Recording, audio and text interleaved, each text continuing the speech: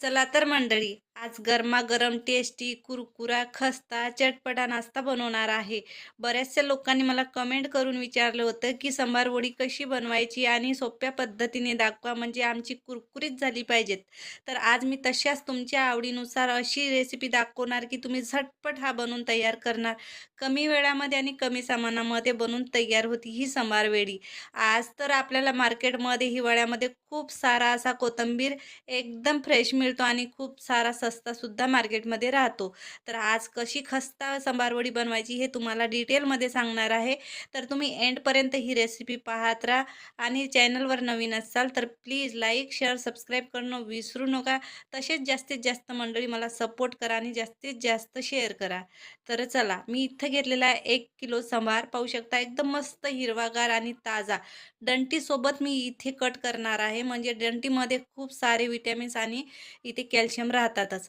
तर थोडा-थोडा घ्यायचा. पहिल्यांदा कापायच्या आधी म्हणजे बारीक चिरून घ्यायच्या आधी स्वच्छ धुवून कोरडा करून घ्यायचा. म्हणजे जास्त पाणी राहणार नाही याच्यामध्ये आणि ड्राय लवकर होऊन जाणार. तर बारीक-बारीक काप करून घ्यायचा. मोठा जर असेल तर तुम्ही याला पुन्हा कट करून घ्या. म्हणजे काय सांबार जेव्हा आपण बनवणार ना, एकदम खस्त झाली पाहिजेत आणि माहीतसुद्धा पडली नाही पाहिजेत, की आपण ही समारवडी बनवलेली आहे. तर एकदम सोप्या पद्धतीची ही समारवडी बनणार आहे. तर बघू शकता तुम्ही मी जेवढा बारीक केला जाईल तेवढा बारीक करून घेणार आहे आणि मोठ्या पानाचा सांबार घेऊ नका इथे. छोटे-छोटे जे कवळे राहतात तोच कोथिंबीर वापरा.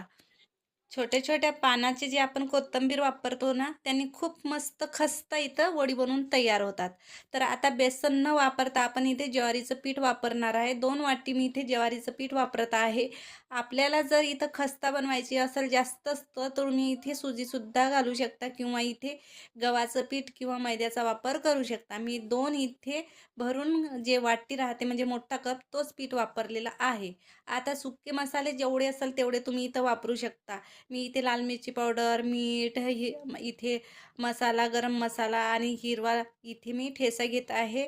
अद्रक आणि इथे हिरवी मिरचीचा कुटलेला आणि थोडंसं आपल्याला इथे घालायचा चाट मसाला, अजवाईन घालायचं, चांगलं मिक्स करून घ्यायचं. आता इथे चाट मसाला घालायचा म्हणजे एकदम चटपटीत लागतो. थोडंसं ऑइल घालून घ्यायचं. आता जेवढे सुके मसाले असेल तेवढे तुम्ही घरामधले इथं घालू शकता. म्हणजे आणखीन इथे टेस्ट वाढतो. तर सगळं चोळून घ्यायचा पिठाला म्हणजे एकजीव भुरभुरा करून घ्यायचा.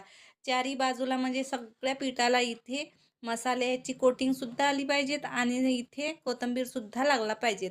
तर थोडं-थोडं इथं ऑइल घातल्यानंतर थोडं-थोडं पाणी घालायचं घट्ट असा आपण जसा पोळीचा गोळा लावतो त्याच्यापेक्षा थोडासा एलसर घालायचा म्हणजे थोडासा हलकासा असा चिपचिपा करायचा. ज्या भांड्यामध्ये सेट करायचं असेल तो प्लेट किंवा इथं केक टीन किंवा कोणतंही भांडं वापरू शकता. अर्धा गोळा घेतलेला आहे. एका बाजूला मी सेट करून घेणार आहे. पूर्ण गोळ्याची इथं मी लेयर लावून घेणार आहे. एकच लेयर म्हणजे पूर्ण परफेक्ट एकसारखी इथं वडी आपली बनवून तयार झाली पाहिजेत. तर दाबून-दाबून मी इथे पूर्ण एकसारखं इथं करून घेतलेलं आहे. वरच्या थराला मस्त ऑइल लावून घ्यायचं. हाताने चांगलं इथं मिक्स करून घ्यायचं. म्हणजे एकदम टेस्टी आणि दिसायला अप्रतिम दिसतो आणि चिपकणार सुद्धा नाही. तर पाहू शकता तुम्ही मस्त सेट झालेला आहे. साईडलाच बॉईल पाणी करून घ्यायचं, त्याच्यामध्ये भांडं ठेवून द्यायचं आणि 15 मिनिटं झाकून मीडियम गॅसवर ठेवायचं. 15 मिनिटानंतर बघू आपण, की आपली ही जी वडीची बॅटर आहे कसं झालेलं आहे तर. तर 15 मिनिटं झालेलं आहे आणि आता इथं बघू शकता तुम्ही जे बॅटर आपलं आहे वडीसाठी परफेक्ट इथं सेट झालेलं आहे. म्हणजे चिपकणार नाही. हे असा चेक करून बघायचं तुत्पीने किंवा चाकूने किंवा असा आपल्या काटा चम्मचनी. तर जर क्लिअर आला तर आपला सेट आहे. तर काढून घ्यायचं, थोडं हलकं थंड करून घ्यायचं. आता वडी पाडायची म्हटलं, की तुम्ही तुमच्या आवडीनुसार पाडू शकता. आता मी इथे मिठाई कशी बनवतात एकदम चौकट तशी इथं सेट देणार आहे. तर तुम्ही तुमच्या आवडीनुसार इथे वडीचा शेप देऊ शकता. तर बघू शकता थोडंसं चाकूला थोडंसं ऑइल लावून घ्यायचं आणि इथं कट लावून घ्यायचं. म्हणजे बिलकुल इथं चाकूला काहीच चिपकणार नाही. तर मी चारी बाजूनं इथं वडीचा शेप दिलेला आहे आणि आता तुम्हाला एक काढून दाखवते. परफेक्ट सेट झालेली आहे आणि केक टिनसुद्धा मी शेवटला तुम्हाला दाखवणार आहे. बिलकुल काहीच चिपकणार नाही. बस अशाच पद्धतीने तुम्ही बनवून तयार करा. तर बघू शकता तुम्ही मस्त अशी लुसलुत आता ही केक कशी खायलासुद्धा तयार झालेली आहे. पण आपण काय करणार आहे याच्यापेक्षाही टेस्ट वाढवण्यासाठी आणखीन काहीतरी मसाले ॲड करणार आहे. तर मसाले न वापरता इथं फ्राय करा. म्हणजे इथे तर मसाले वापरलेलेच आहे वडीमध्ये आणि वडी बघू शकता एकसारखी आपण कट केलेली आहे आणि केक टिनसुद्धा इथे क्लीन आहे. तर बघू शकता तुम्ही. आता ही जी कच्ची आहे म्हणजे आपण सेट केलेली आहे, हे डब्यामध्ये भरून ठेवा. जेव्हा तुम्हाला खायची वेळ आहे तेव्हा तुम्ही फ्राय करा किंवा सेलो फ्राय किंवा डीप फ्राय करू शकता. तर आता आपण इथे डीप फ्राय करणार आहे म्हणजे एकदम खस्ता, एकदम ब्रेडसारखी खुसखुशीत बनतात आणि खायला तर अप्रतिम लागतात. हीच जर हॉटेलमध्ये जर तुम्ही खायला गेले, तर एक प्लेट जर घ्यायला गेले, तर 60 ते 70 रुपयामध्ये ही समारवडी आपल्याला खायला मिळतात. तर घरीच आपण भरपूर इथं बनवून तयार करू शकता, स्टोअरसुद्धा करू शकता. जेव्हा आपण स्टीम करतो त्यावेळेस थंडे करा, म्हणजे हवाबंद डब्यामध्ये भरून ठेवा फ्रिजमध्ये. नंतर तुम्हाला जेव्हा खायची इच्छा झाली त्यावेळेस लगेच काढा आणि सेलो फ्राय करा, डीप फ्राय करा, जसे तुम्हाला आवडत असेल तसे. तर आता हे बघू शकता तुम्ही मस्त मी परतून इथं 3 ते 4 मिनिटं झालेले आहे आणि एकदम खस्ता इथे ब्रेड कसे राहतात बस तशाच पद्धतीचे बनून तयार होतात. आणि ज्वारीचं पीठ जे आहे शरीरासाठी खूप फायदेमंद आहे. तसे मी फायदे सांगतच असते. तुम्ही माझ्या प्रत्येक रेसिपीमध्ये तुम्ही पाहू शकता. तर हा बघा एक बॅच अशाच पद्धतीने बोलता-बोलता फ्राय झालेली आहे. आता अशाच पद्धतीने दुसरी सेकंड बॅचसुद्धा आपण अशीच फ्राय करायची. जेव्हा ऑइलमध्ये तुम्ही टाकसाल तेव्हा 5 ते 6 मिनिटं म्हणजे असेच तुम्ही करकरीत भाजून घ्या. 2 ते 3 मिनिटानंतर मस्त इथं फिरून घ्या. उलटून-पुलटून चारही बाजूला कुरकुरीत वडी भाजून घ्या आणि काढून घ्या.